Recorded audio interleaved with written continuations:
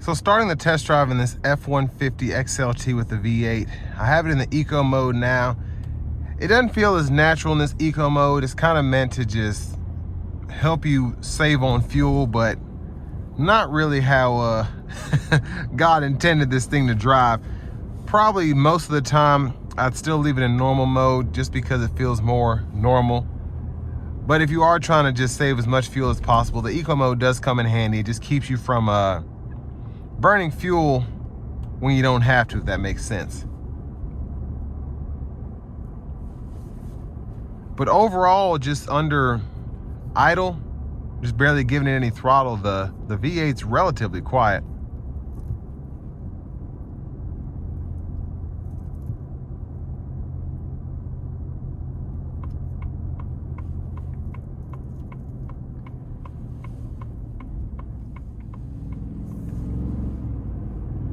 Now, as I put my pedal closer to the floor, it does want to get up and go. Again, you can just feel it being limited as opposed to when it's in normal mode and it just kind of goes like it's supposed to. It's a naturally aspirated V8, so. But overall, pretty easy to drive. The ride quality is really good on these smaller wheels, beefier tires.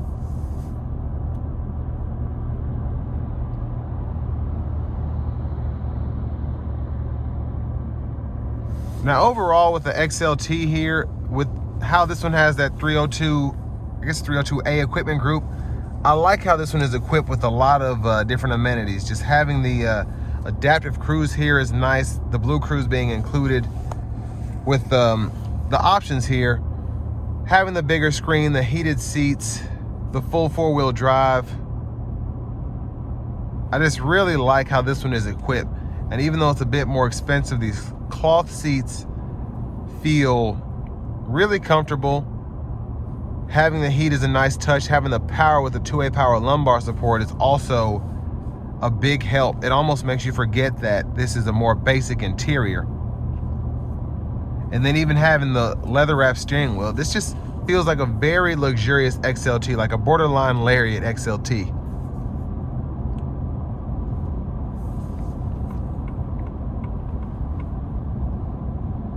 But I mean, the eco mode here is actually, as I get used to it, I'm actually really starting to like it. But I'm gonna put it back into the normal drive mode. We're gonna see how that differs.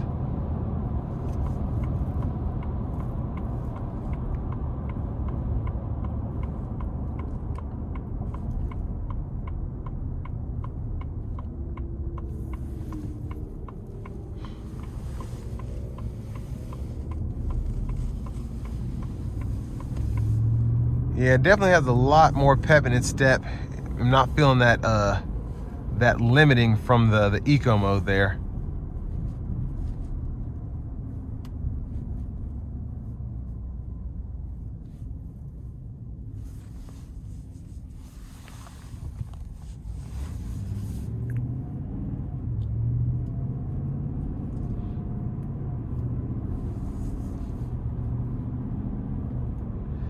Now, the overall comfort of the ride so far has been really good. The suspension here is definitely refined. Like most of today's full-size pickup trucks, it rides down the road, almost floats like you would expect, like a level below a Cadillac to be. So that's why I really like today's full-size trucks. They just really hug the road nicely, and they give you a nice ride quality overall.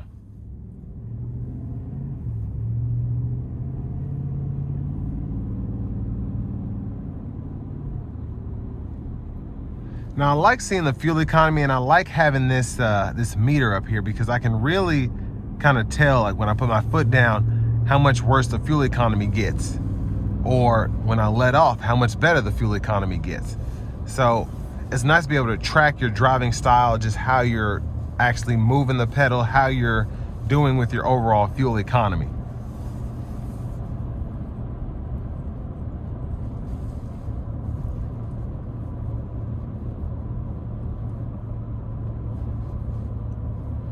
And then just as I'm driving this on these curves and whatnot, I like how it handles. It's very, very nice in how it handles, how it gets up to speed, how it kind of takes the road, if you will.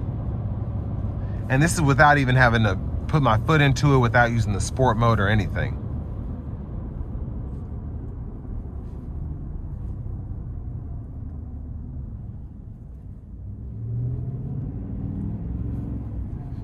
All right, so we have the truck in sport mode now.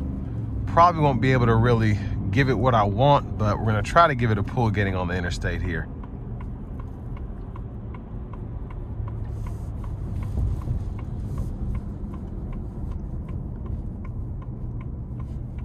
Got a little bit of space here.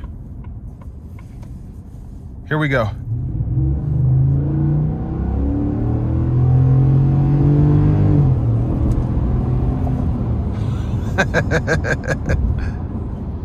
Wow, that was something else. Wow.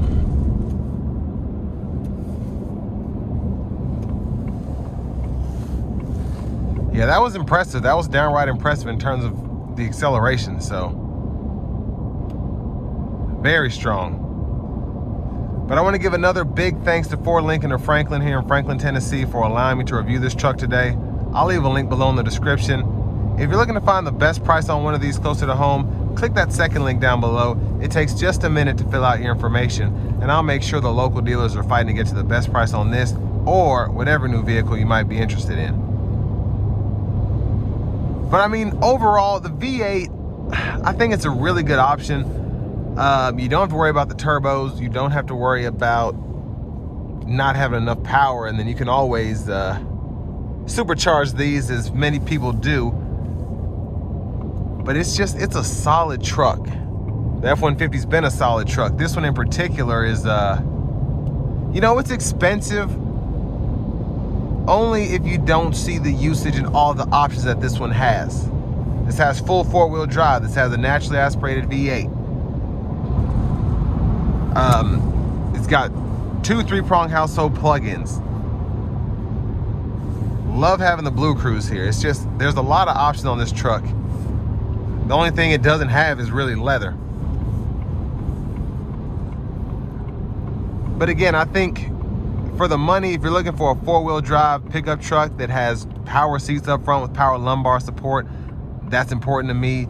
You know, a few of these other amenities, this is a good way to go. You get a solid truck. You're not having to worry about turbos. You're not having to worry about GM 6.2 if you've heard the issues going on with that. This is just a tried and true powertrain, and it's just a more raw feel as well. So for that kind of money, it's not a bad deal in my opinion. And with all that being said, this will bring me to the end of my review of this 2026 Ford F-150 XLT.